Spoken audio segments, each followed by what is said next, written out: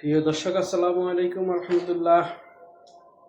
বাংলাদেশের বর্তমান রাজনীতির প্রেক্ষাপটে একটি দলের ডাবল স্ট্যান্ডার্ডি রাজনীতি প্রেক্ষাপটে একটি গল্প আমার মনে হচ্ছে, যে গল্পটা আমি আপনাদের মাঝে শেয়ার করতেছি। তো মানুষের আছে না, বিভিন্ন মানুষের বিভিন্ন রকমের শখ আছে, কিছু পালন করার বা কিছু লালন করার। তো এক বৃদ্ধ খুব যত্ন সহকারে একটি গোখরা সাপের বাচ্চাকে লালন পালন করতেছে। তার একটা শখের বসতি মানুষের, যেমন কারো বেড়াল ছানা পালন করার শখ থাকে, কারো কুকুর ছানা পোষা, বিভিন্ন প্রাণীকে লালন করার, পোষার বা পাখি লালন করার খুব শখ থাকে। তেমনি বৃদ্ধেরও খুব শখ একটা সাপের বাচ্চাকে পালবে। তো সে দীর্ঘদিন ধরে গোখরা সাপের ছোট বাচ্চাটাকে দুধ কলা দিয়ে নিত্যনৈমিত্তিকভাবে খাওয়া দাওয়া করিয়ে বড় করে তুলছেন।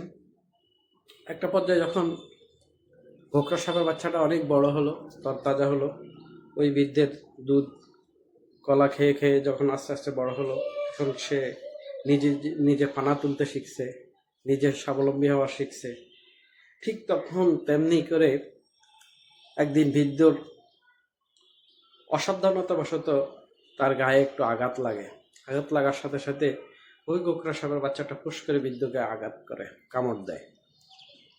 বৃদ্ধ তার বিষাক্ত ছোবলে চটপট করতে করতে করতে মৃত্যুবরণ করে। আমি এই গল্পটির মূল বক্তব্যটা বর্তমান বাংলাদেশের রাজনীতিতে জামাত ইসলামের, আমি জামাতকে ইসলামী দল বলতে চাই না, কারণ ইসলামের সাথে জামাতের বর্তমান রাজনীতি যায় না। সেই দলটির আচরণ এবং তাদের পূর্বের আচরণ সাথে গল্পটার অনেকটা মিল আছে। যেমন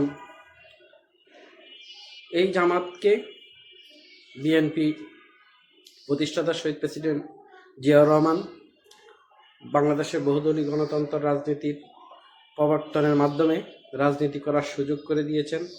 পরবর্তীতে যখন জামাতের প্রতিষ্ঠাতা গোলাম আজম পাকিস্তান থেকে বাংলাদেশে আসে, তার নাগরিকত্ব ছিল না, তার নাগরিকত্ব ফিরিয়ে দিয়েছেন। এবং 1991 সালে বেগম খালেদা জিয়ার সরকারের সময় তাদেরকে সরকারের অংশ হিসেবে রাজনীতি করার সুযোগ করে দিয়েছেন।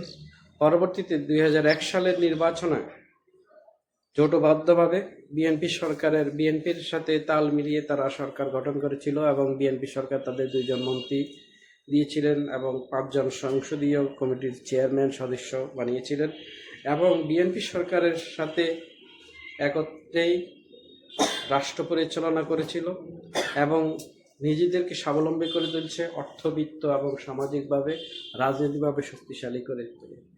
কিন্তু এই জামাত তখন কিন্তু কখনো বিএনপির বিরোধিতা করেনি, বিএনপির সরকারের কখনো ভুল বা কোনো অন্যায় করছে, এই ধরনের কাজ করেছে, খারাপ কাজ করেছে, সেটা কখনো বলার সাহস করেনি, কারণ তারা তো তখন সেই সরকারের অংশ ছিল।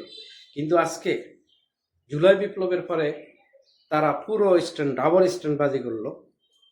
সারা বিশ্ববাসীর কাছে বিএনপিকে একটি ভিলানের রূপ দেওয়ার চেষ্টা করছে, যেটা বাংলাদেশের রাজনীতিতে ডাবল স্ট্যান্ডবাজি এবং প্রতারণার এবং মূলক রাজনীতি প্রকাশ করলো জামাত ইসলাম।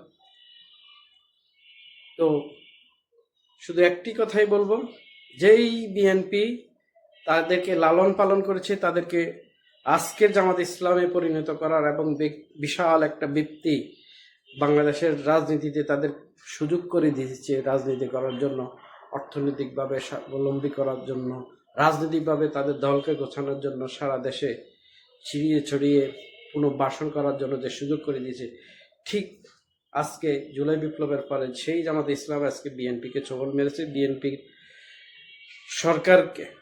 বিএনপিকে প্রশ্নবিদ্ধ করার জন্য সারা বিশ্বের মাঝে বিএনপিকে ভিলান রূপে আখ্যায়িত করার জন্য উঠে পড়ে লেগেছে, যেটা নিতান্তই দুঃখজনক এবং এটা বাংলাদেশের গণতন্ত্রের জন্য খুবই অশনি সংকেত, যেটা ভবিষ্যৎ বাংলাদেশের জন্য শুভকর নয় বলে আমি মনে করি। সবাইকে ধন্যবাদ।